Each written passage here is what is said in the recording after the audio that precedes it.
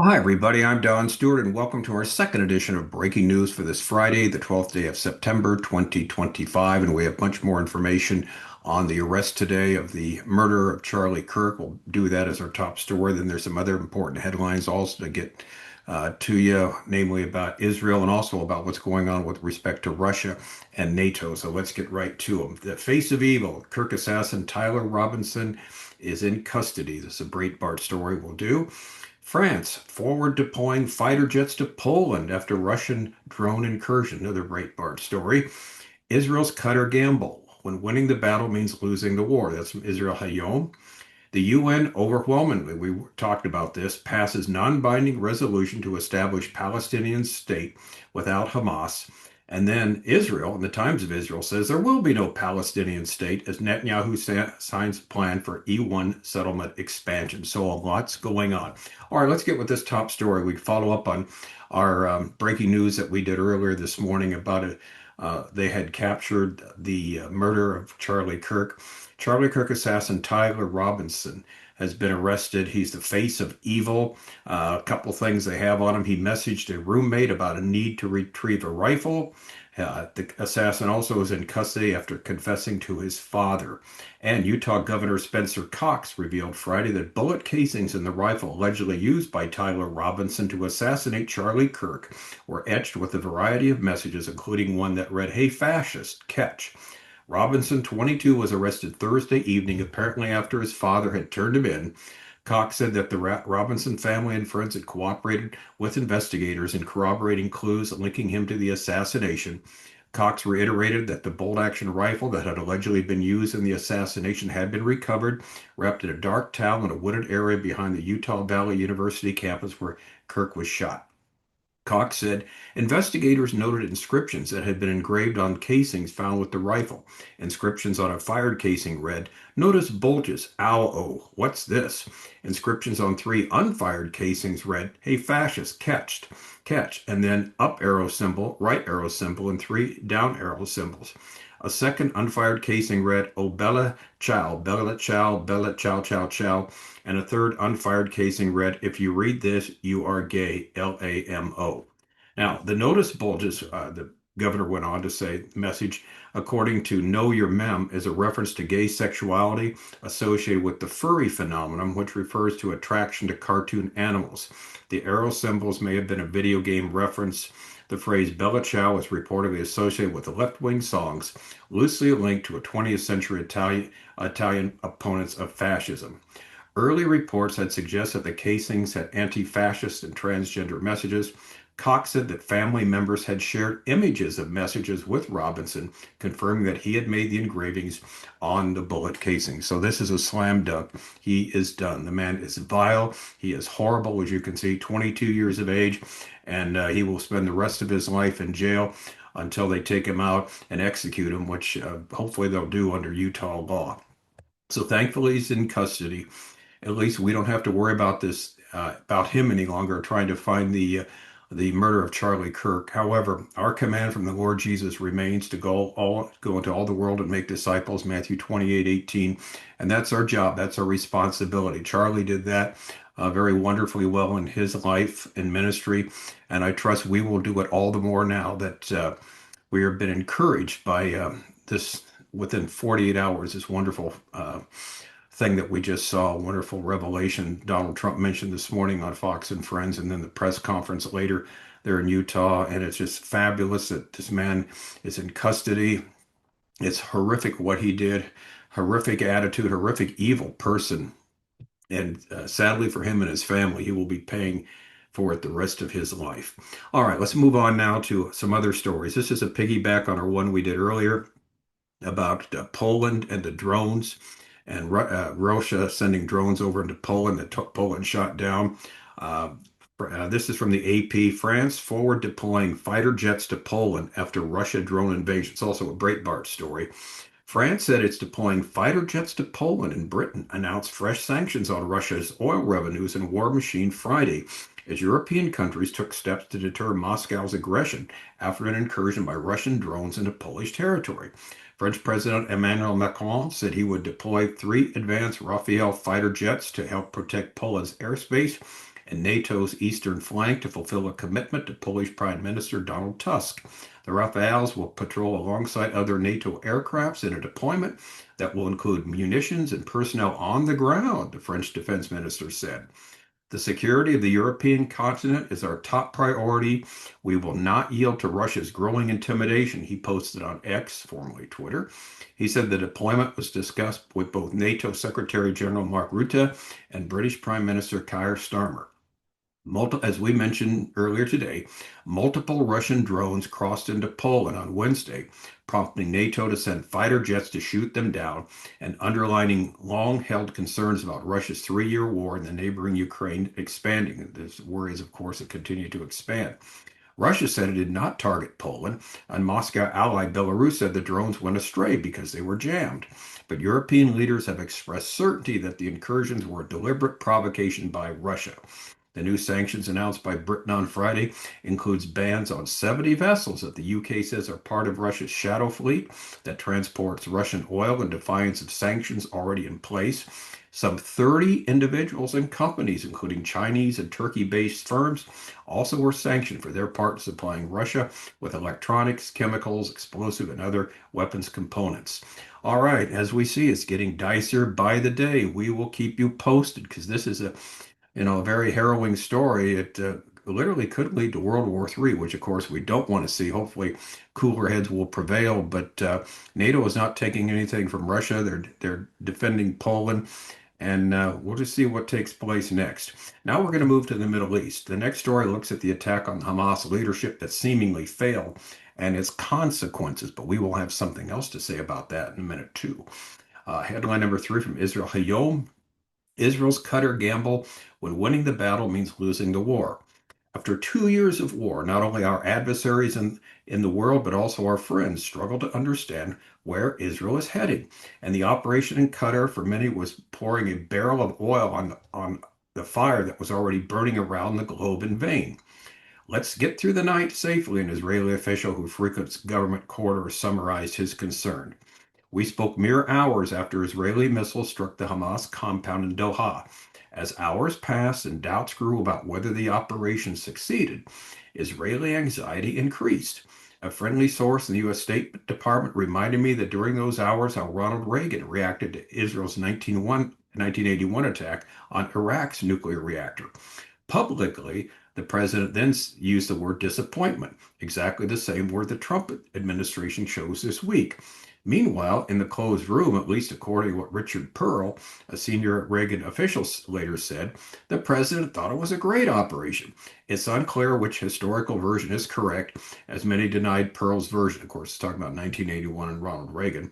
What's clear is that the bombing in Doha was less successful than the strike in Osirak. Above and beyond everything else, Donald Trump loves success. So if the operation had fully achieved its goal, it probably could have been swallowed more easily by him and the world. Now, as long as its results remain unclear, Israel is confused, and that's been our story in the last few days. Israel is still confused about what exactly happened. But the gaps are much wider than winner and loser imagery.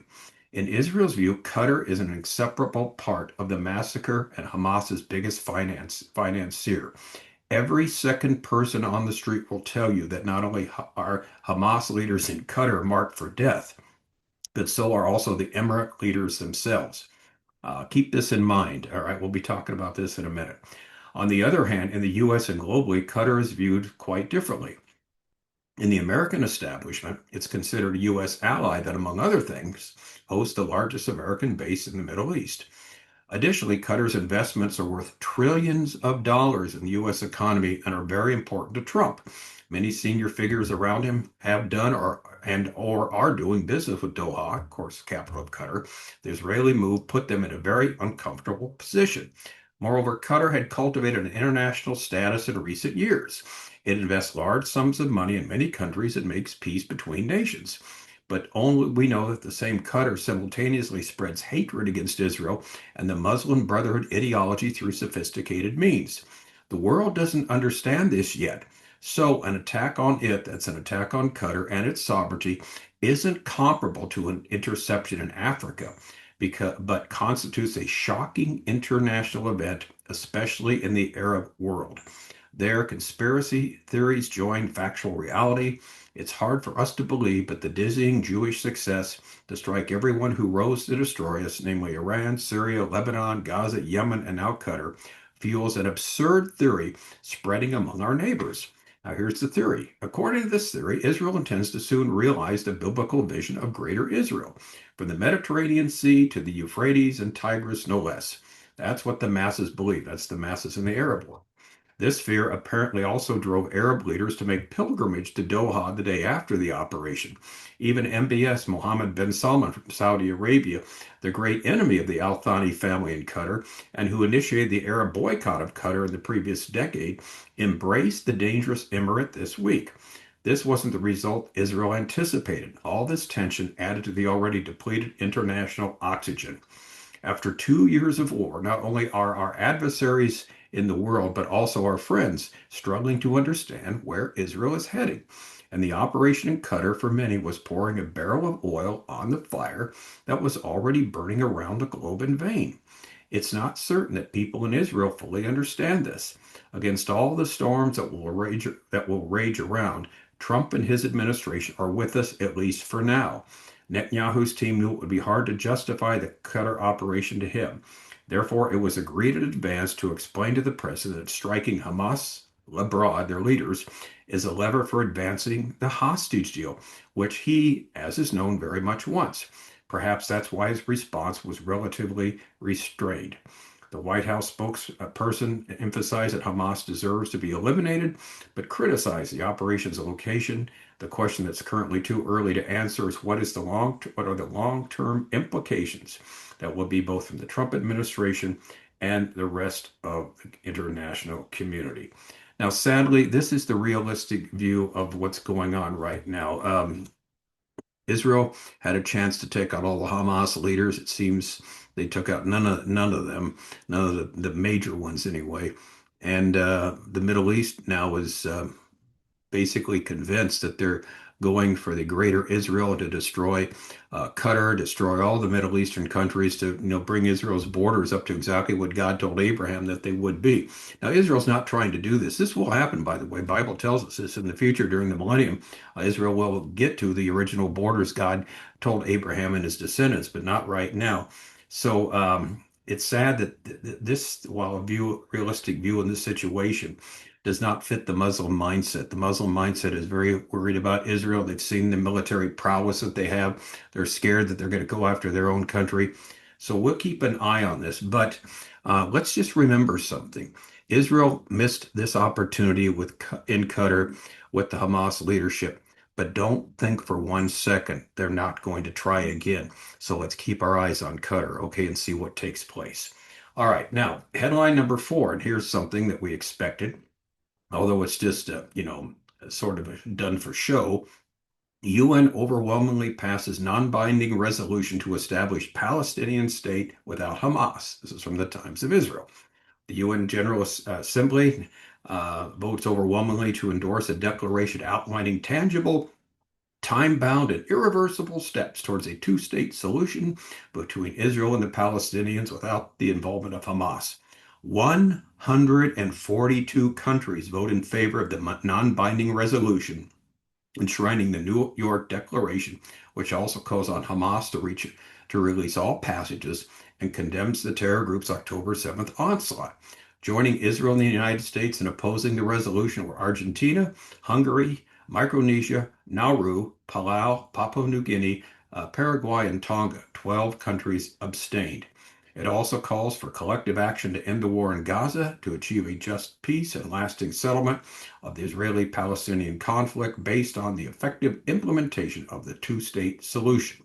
All right, those proposing a two-state solution are not facing reality. Palestinians want only one state, and that is their state, Palestine.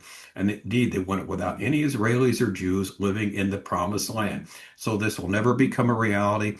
It can't, because their goal, unfortunately, is the destruction of the state of Israel. Now, Hamas has that in its charter, but the great majority of the Palestinians also believe the same thing. As much as 80% want to see Israel off the map. And so it's just not in the cards. It's just not going to work, even though the Western world blindly thinks they can do something like this.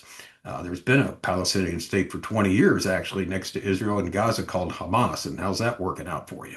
All right, finally, Israel itself, and this is interesting, at the same time said there will be no Palestinian state as Netanyahu signs a plan for E1 settlement expansion. This is from the Times of Israel. The prime minister declares this place belongs to us during a signing ceremony in Ma'al Adumim, as Smotrich vows that the next step is annexation of the West Bank. Prime Minister Netanyahu declared on Thursday evening that there will be no Palestinian state as he signed an agreement to push ahead with the controversy E1 settlement expansion plan that will do what? It'll cut across the West Bank land that Palestinians seek for a state. In other words, he's going to say, we're going to build settlements here, so that's so much for your so-called Palestinian state. It will not happen. He said, we're going to fulfill our promise that there will be no Palestinian state. This place belongs to us, Netanyahu said during a visit to Ma'ad Adumim settlement in the West Bank on the outskirts of Jerusalem, where thousands of new housing units would be added. We will safeguard our heritage, our land, and our security. We're going to double the city's population, he added. This is a good move on Israel's part. All right, so to sum up, thankfully, we don't have to worry any longer about looking for Charlie's murderer. However, with Russia and NATO, Israel, and the rest of the Middle East, there is much to be concerned about. Much. And we have much more on this. We'll have more tomorrow. Again, many, many stories we haven't gotten to yet. It's exciting how it's all coming together, so we will keep you posted each day, at least two breaking news segments per day to give you the latest. I'm Don Stewart. Thank you so much for watching. Again, thank the Lord today and tonight for the capture of this horrible, evil person who murdered Charlie Kirk. We're thankful that at least that part of the tragedy is over. I'm Don Stewart. Thanks for watching. Until next time, as always, may the Lord richly, richly bless.